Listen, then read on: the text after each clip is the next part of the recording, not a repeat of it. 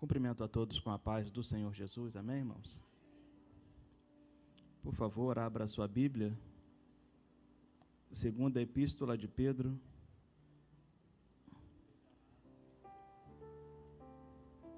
capítulo 3, versículo 10.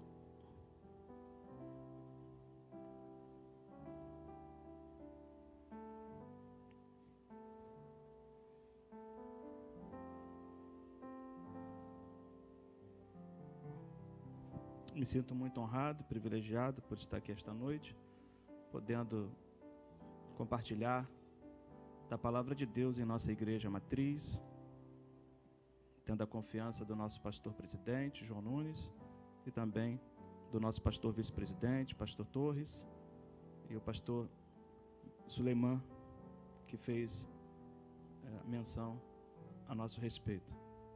Muito obrigado. Todos encontraram? Segunda Epístola do apóstolo Pedro, capítulo 3, versículo 10, apenas a parte A.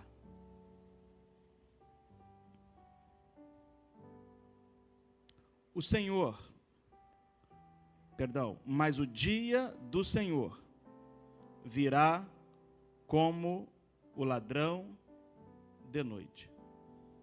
Amém? Os irmãos podem tomar assento em nome do Senhor.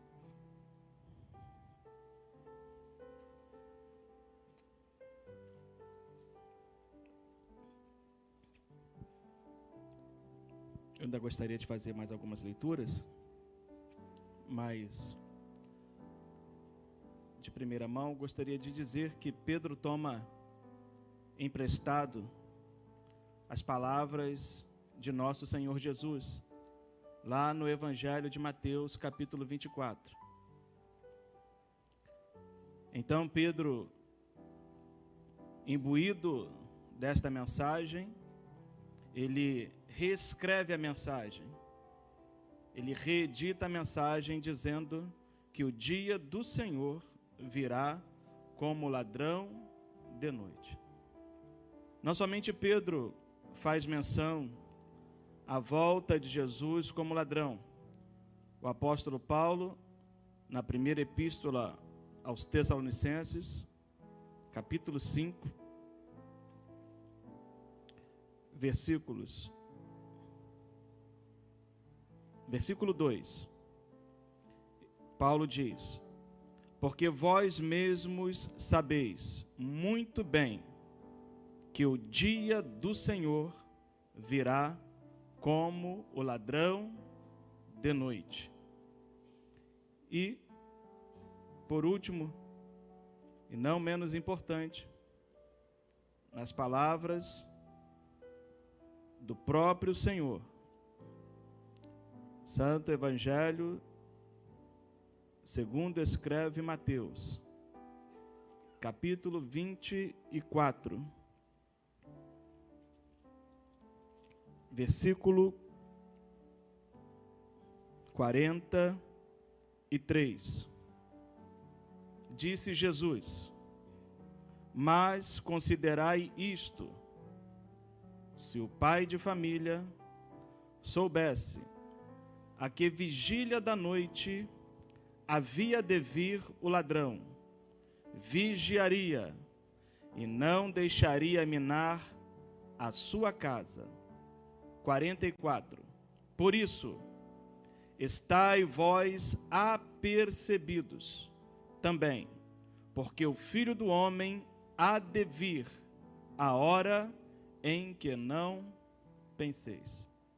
Meus irmãos, nós estamos diante do melhor cenário que poderíamos imaginar para a vinda iminente de nosso Senhor e Salvador Jesus Cristo.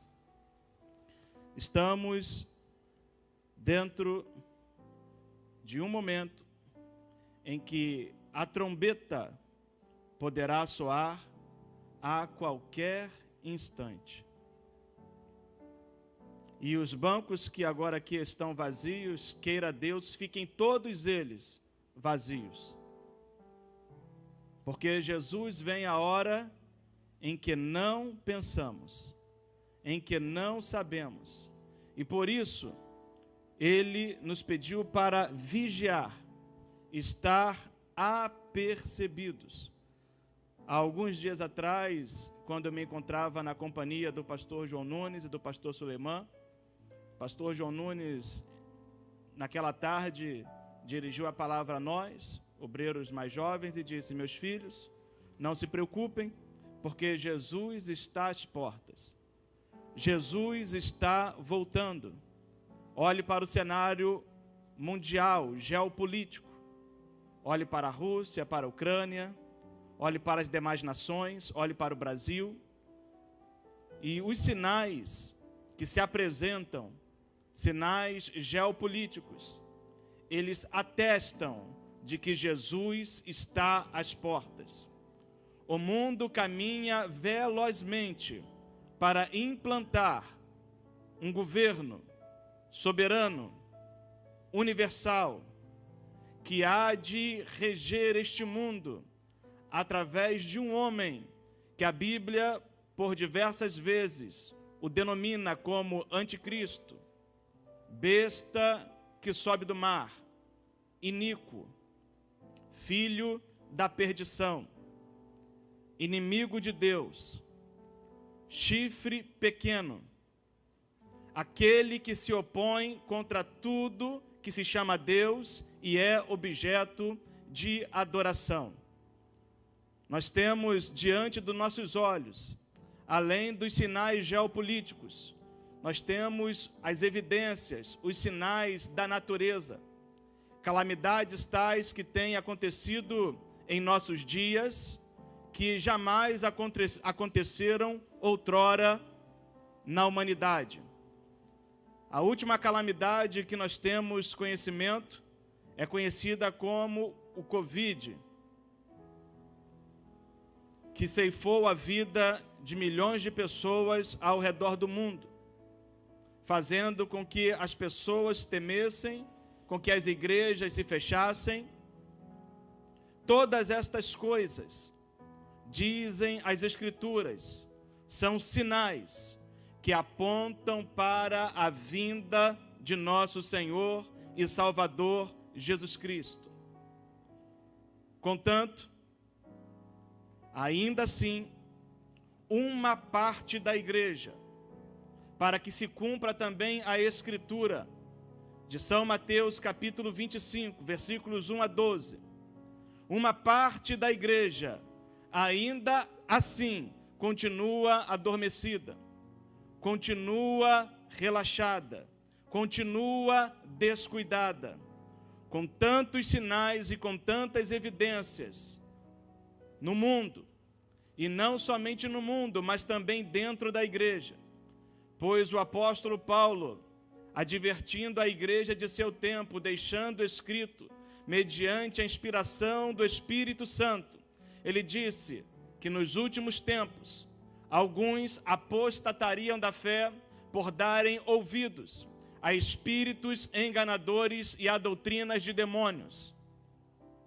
Proibiriam o casamento e promoveriam a abstinência dos manjares que Deus criou para os fiéis, para que fossem usados em ações de graças. Não somente isto, o próprio apóstolo Paulo, na segunda epístola a Timóteo, no capítulo 3, ele disse que os tempos do fim seriam dias difíceis, trabalhosos, onde os homens seriam amantes de si mesmos. Os homens seriam mais amigos dos deleites do mundo do que amigos de Deus. Faz-se notar que estes homens a quem o apóstolo Paulo faz referência não são os homens do mundo, não são as pessoas que estão lá fora, mas são os homens, as mulheres que estão aqui dentro. São as pessoas que estão do lado de dentro da igreja. E hoje isto está a olhos nus. Há 20 anos atrás, quando eu ainda era um recém-convertido, eu ouvia da boca dos grandes pregadores, dos pregadores bíblicos, que em 10 anos nós não teríamos mais uma igreja, Pois há 20 anos atrás, aqueles homens notavam que a igreja estava se desencaminhando. A igreja estava tomando rumos estranhos ao Evangelho. Há 20 anos atrás, os cristãos já estavam perdendo a sua identidade. Já estava ficando difícil identificar um cristão quando passava por nós. Hoje, 20 anos depois, isto é uma realidade. Hoje nós olhamos para as pessoas e não sabemos identificar, na maioria das vezes, quem é crente e quem não é crente. Quem é fiel e quem não é fiel. Quem serve a Deus e quem não serve a Deus. Porque hoje nós temos igrejas para todos os gostos, para todos os tipos. Mudaram as nossas vestes, mudaram a nossa linguagem sã, mudaram o comportamento, mudaram a liturgia do culto, mudaram a pregação da palavra, mudaram as canções que eram entoadas ao Santo de Israel. O nome desse movimento é apostasia religiosa. O apóstolo Paulo previu que a apostasia religiosa invadiria a igreja. Invadiria a igreja através de quem? Através dos lobos cruéis, através dos lobos vorazes, devoradores. Homens e mulheres que se passam como ovelhas de Deus, que se passam como santos homens e santas mulheres de Deus, tendo a aparência de piedade, mas contudo negando a eficácia dela. Tais homens, disse o apóstolo Paulo, afasta-te deles, pois eles são como Janes e Jambres, que resistiram a Moisés diante de Faraó. Contudo, não irão adiante, em breve se lhes manifestará o seu desvario, a sua loucura, a sua tolice. Os lobos cruéis invadiram a igreja, e conforme o apóstolo Paulo falou aos bispos, pastores de Éfeso, eles não poupam o rebanho do Senhor. Eles não perdoam as ovelhas de Deus. Eles introduzem, segundo Pedro, heresias de perdição. Mas fazem isso às claras? Não. Fazem isso encobertamente. O povo de Deus mesmo aplaude tais doutrinas. O povo de Deus, as ovelhas do Senhor, não sabendo, não percebendo tais heresias, aplaudem tais homens e tais mulheres. Esta semana, assistindo um vídeo nas redes sociais, um pastor muito famoso de uma grande igreja lá em São Paulo, ele teve a coragem, a ousadia de dizer ao seu público que antes de Eva, Deus fez uma mulher chamada Lilith. Escute, irmãos, é um homem que se diz um pastor, um apóstolo. E ele disse que essa mulher, ela pecou contra Deus e Deus a transformou em um demônio e então depois fez a Eva. Aonde se encontra isso na Escritura? E o povo está aplaudindo, o povo está adorando, o povo lá está falando em línguas, o povo lá está sapateando, nada mais distante da verdade do Evangelho. Nós, enquanto servos de Deus, somos servos da palavra. E enquanto servos da palavra, devemos abrir a Bíblia e pregar a Bíblia somente.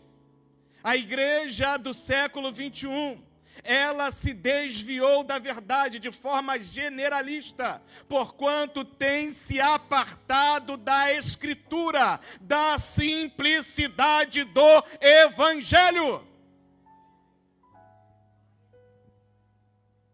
Com isso, os nossos cultos de doutrina, de ensino estão esvaziados. Os pastores se tornaram, ou os pregadores se tornaram midiáticos, atores. Falam palavras agradáveis para se cumprir novamente a palavra do apóstolo Paulo, dita, inspirada pelo Espírito Santo, que disse que naqueles dias, nos últimos dias, a igreja, os homens, amontoariam para si, em grande quantidade, mestres, pregadores, doutores, conforme as suas próprias concupiscências, para ouvirem somente aquilo que lhes dá prazer, pois tendo comichão nos ouvidos, recusarão dar ouvidos à verdade.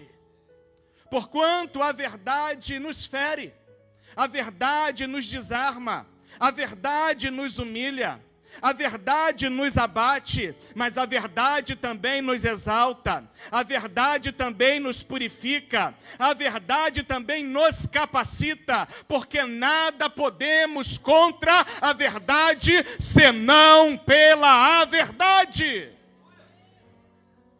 A verdade triunfa. Em todas as ocasiões.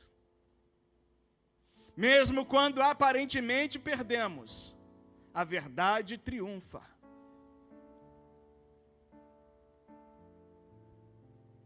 Então, nós estamos vivendo, irmãos, estes dias. E espero eu que não haja uma próxima geração depois da minha. Espero eu que não venha uma próxima geração para entrar no descanso eterno de nosso Senhor. Espero eu que nós sejamos esta geração que acordaremos um dia a sinfonia dos acordes celestiais nas mansões eternas.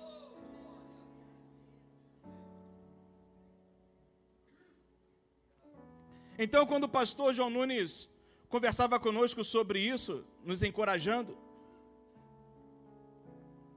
a nos manter firmes e a pregar o santo evangelho de Jesus, eu logo fiz um esboço, está aqui anotado desde o dia que nós conversamos, e dentro desse esboço, eu elenquei algumas coisas aqui que eu quero vos falar rapidamente.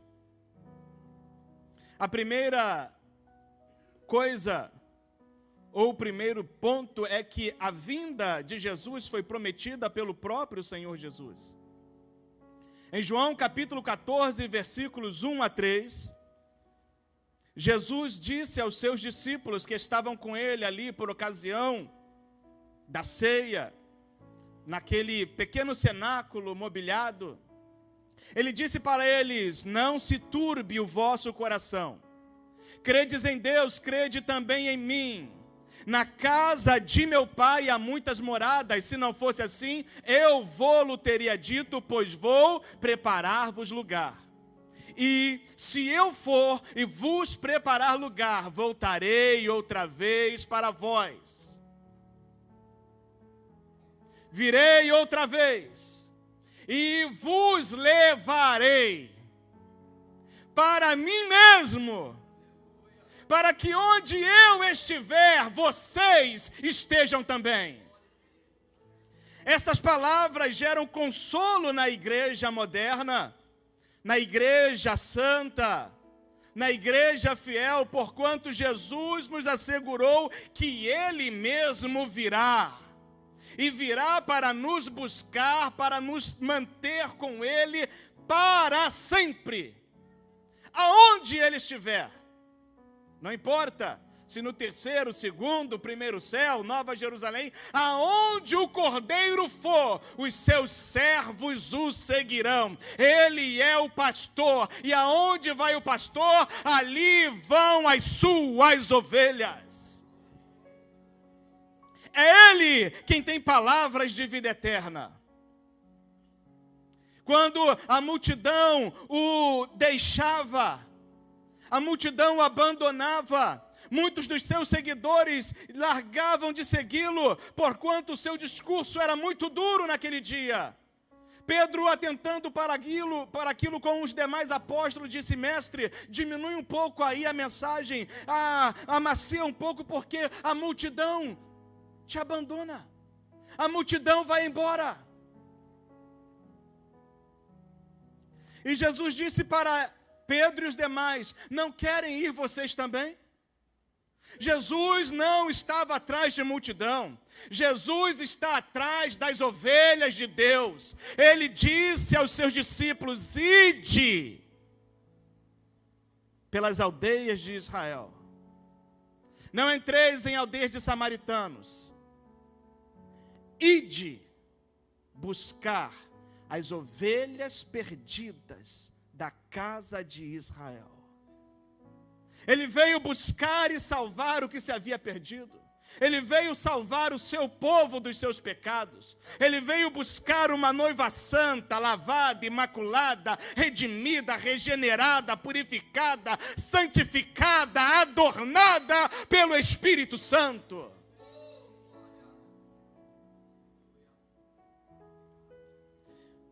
Muitos, nesses dias, têm seguido o exemplo oposto ao de Jesus, pois têm procurado as multidões. Jesus não procurou as multidões.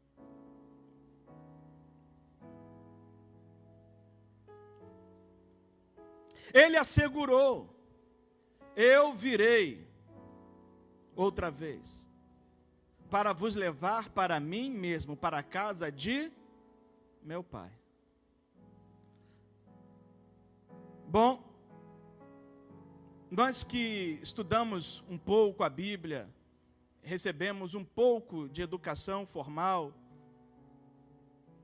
na área da teologia, sabemos que dentre as interpretações escatológicas, há algumas teorias, linhas interpretativas, e dentre elas há aqueles que não acreditam que Jesus virá arrebatar a igreja antes da tribulação. Há aqueles também que acreditam que Jesus nem mesmo virá, pois ele já voltou no ano 70 de nossa era. Esses estão perdidos. Não vai voltar mais. Estão perdidos. Mas aqueles que acreditam que Jesus virá só após a grande tribulação, dizem que esta expressão, a casa de meu Pai, não se trata do céu. Se trata de outra coisa, menos o céu. A Bíblia faz menção ao céu em muitas passagens. A morada de Deus em muitas passagens. 1 Reis, capítulo 8, diz que Deus ouve a oração que se faz naquele lugar, na casa de Deus. Ele ouve desde o céu, da sua santa morada. Jesus virá para nos arrebatar, e a Bíblia diz, através do apóstolo Paulo, que nós subiremos e seremos elevados até os ares, a encontrar com o Senhor nas nuvens, pois as nuvens são as carruagens de Deus.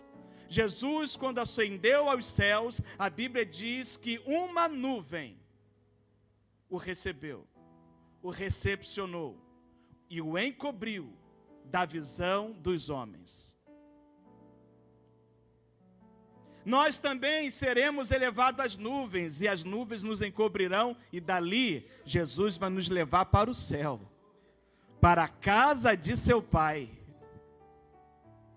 Você quer a palavra mais consoladora do que esta? Ontem nós tivemos uma perda, um acidente com o nosso presbítero Carlos, pai do nosso irmão André, amigo meu, desde minha adolescência. Estive fazendo a visita lá ao André, abraçando, dando sentimentos e orando. Mas dentre dores e lamentos da perda, da partida, a maneira como a vida é tirada, é removida, nós não entendemos. Nos falta a compreensão. Mas Deus, na sua soberania, sabe como nos chamar. E dentre as lágrimas que molhavam os nossos rostos, ali eu pude falar àquela família enlutada que aquele homem já desfruta da presença imediata de nosso Senhor. Ele já vê aquilo que nós ainda cantamos, a face adorada. Ele já contempla as maravilhas celestiais que estão do lado de lá, dos lados dos portões de pérola.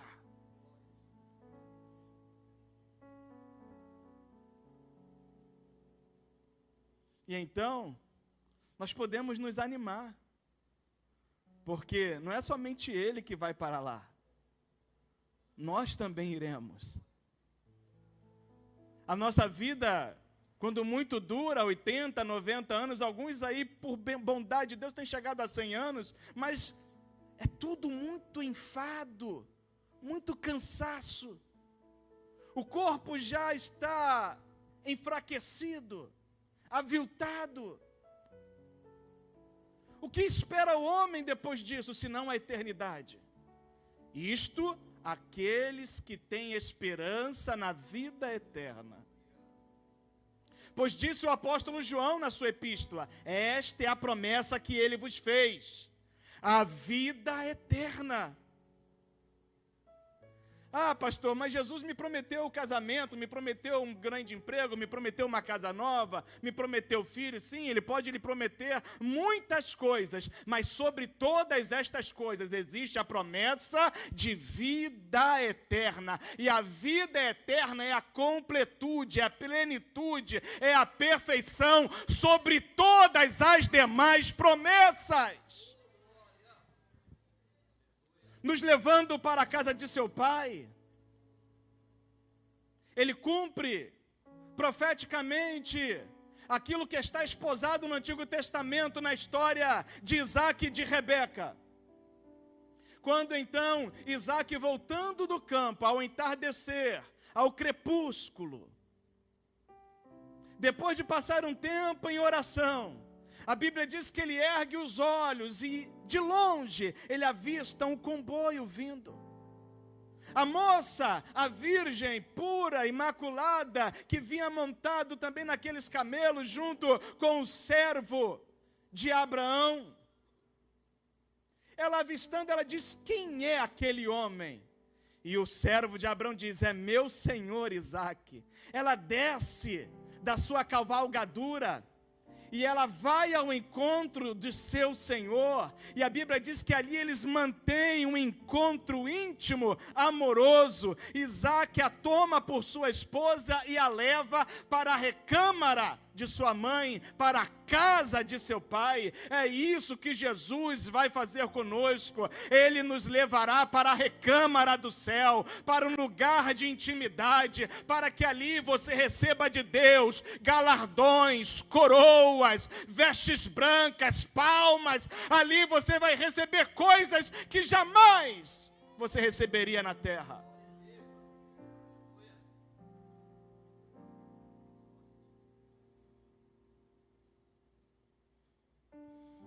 Nós ostentaremos coisas ali, irmãos, que faria qualquer rei e rainha deste mundo ajoelhar aos nossos pés.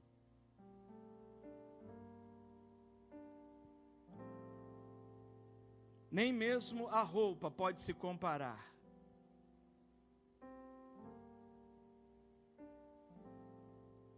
Jesus disse que nem Salomão, em toda a sua glória, se vestiu como o mais simples do lírio dos campos, dos vales. Sabe a quem a Bíblia compara os lírios? A igreja. Você é o lírio de Deus nesta noite. Você é a planta de Deus, cheia de beleza, cheia de formosura, cheio de resplendor, cheio de fragrância, cheia de cores vivas, que nasce no mundo cheio de lodo, lama, trevas, corrupção. Não é disto que disse Davi? Retirou-me do tremedal de lama, pôs-me sobre uma rocha, firmou os meus passos. Quando nós estivermos lá, irmãos, seremos muito mais belos do que os lírios. Tem um hino da harpa que fala sobre isso. Acho que é Tantos como a areia da praia. Tem uma parte lá, uma parte lá, uma estrofe lá que fala que nós seremos como juncos ou lírios ali à margem do rio.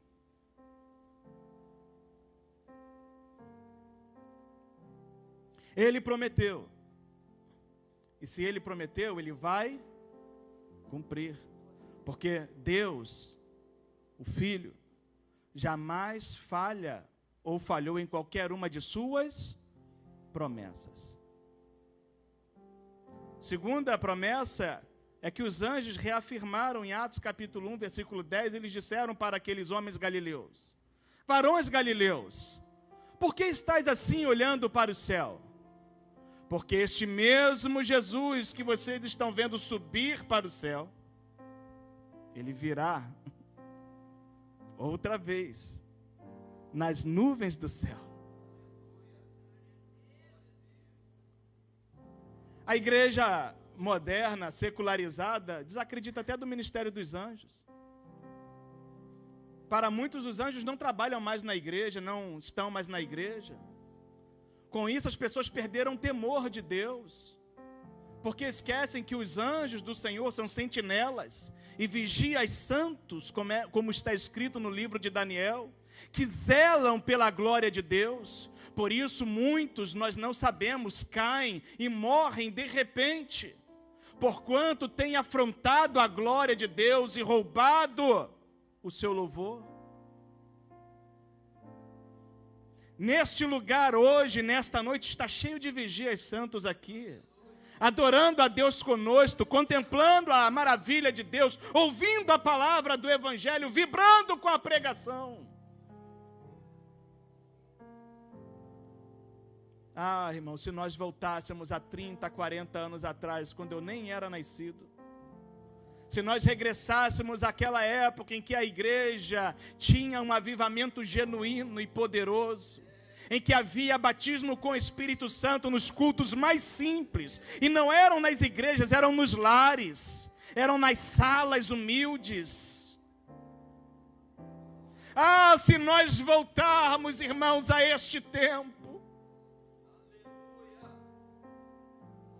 foi anunciado pelos apóstolos, Pedro, Paulo, Tiago, Judas.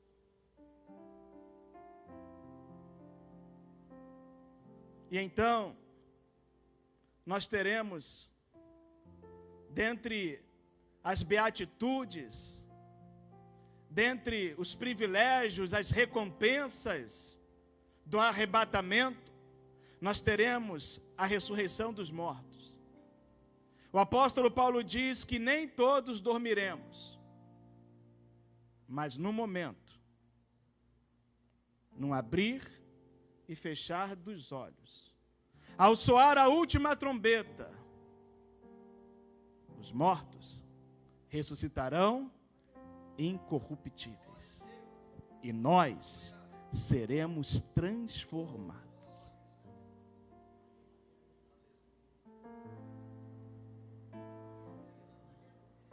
Que promessa é essa, irmãos, que vence a morte? Que poder é esse que triunfa sobre a morte, que ao final do capítulo, Paulo vai exclamar a plenos pulmões: como está escrito, onde está, ó morte, o teu aguilhão? Onde está, ó inferno, a tua vitória? O aguilhão da morte é o pecado. E a força do pecado é a lei. Mas graças a Deus, que nos dá a vitória pelo nosso Senhor e Salvador Jesus Cristo. Por isso Ele pode dizer: tragada foi a morte na vitória. A sua vitória, meu irmão, está na ressurreição, está no arrebatamento. Permaneça fiel.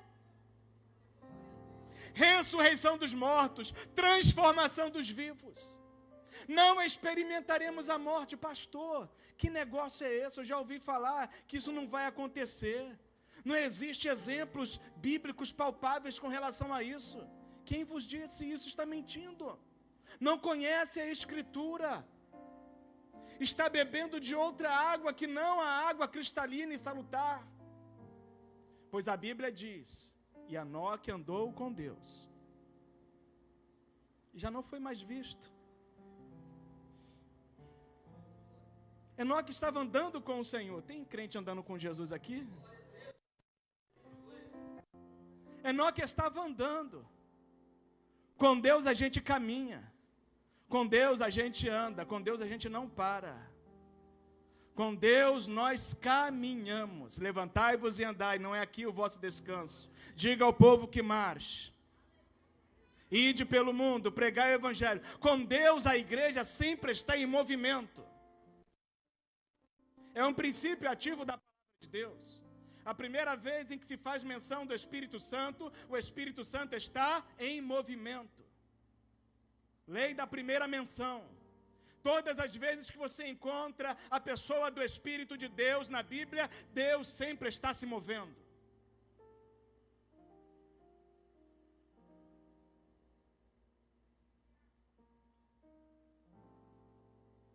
A Bíblia fala sobre Elias. Elias estava caminhando. Jericó,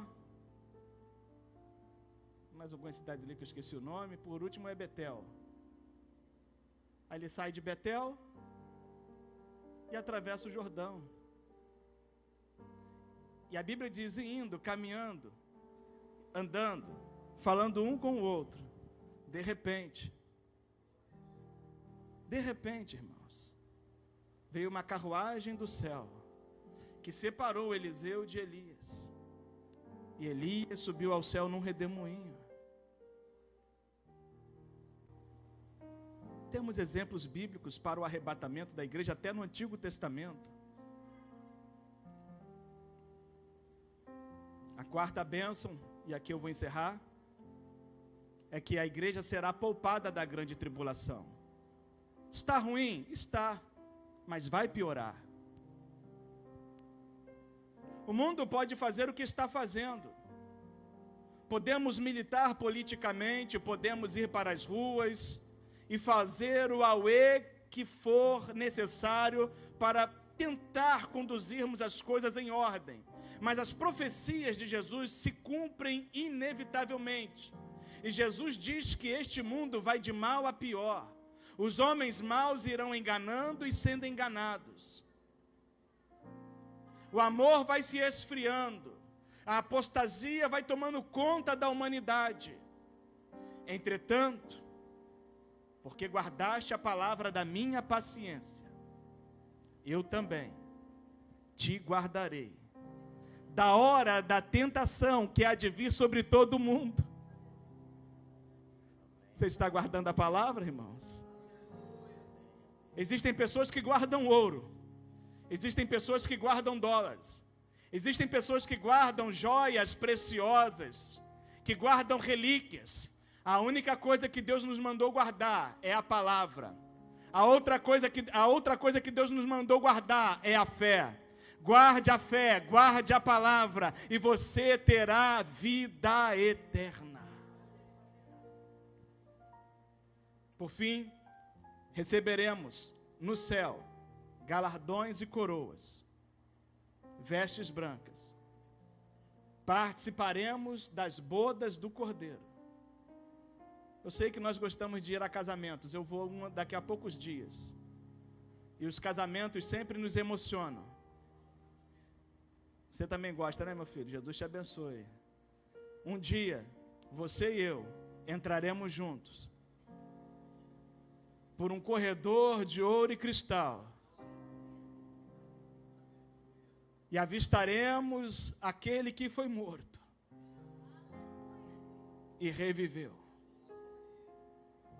Aquele que um dia esteve 3 dias deitado em uma tumba fria, mas ao 3º dia ressuscitou invicto, triunfante sobre a morte. Uma ressurreição para nunca mais morrer. E ali nós selaremos para sempre a nossa união com Cristo. Que Deus nos abençoe. As últimas palavras que eu vos deixo são aquelas que o apóstolo João disse em Apocalipse capítulo 12, versículos 10 ou 11. Pelo que alegrai-vos, ó céus, e vós que neles habitais. Ai da terra e do mar, porque o diabo desceu a vós, tem grande ira, sabendo que tem pouco tempo. É 12:12. Que Deus vos abençoe. Se alegre nesta noite, pelo fato de você ser participante da herança da vida eterna, em nome de Jesus.